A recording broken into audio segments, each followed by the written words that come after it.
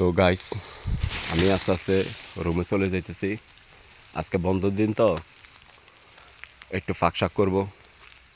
তো এই ফাঁক করার সময় মনে করেন এই তো ভিডিওটা করলাম।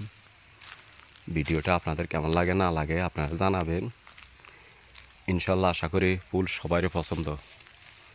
দেখছেন কত ভালো লাগে ফুলটা, এই কত ভালো লাগে। ফুল দেখলে আসলে কার না ধরতে ইচ্ছা করে। আমরা তো ওই সারাদিনে ধরি, এই যে তারপর আবারও ধরে আপনাদের করে দেখাইলাম। এটার নাম হচ্ছে লাপ্পান, মালয়েশিয়ান ভাষা বলা হইতেছে লাপ্পান, অর্থাৎ আর্ট। আর এটা হচ্ছে আপনার মনে করেন এই এই যে এটার নাম হচ্ছে আরেক ফুল দুইয়ারি, অর্থাৎ মালয় ভাষা বলা হইতেছে দুয়া নম্বর। এই দেখেন ফুলের অবস্থা।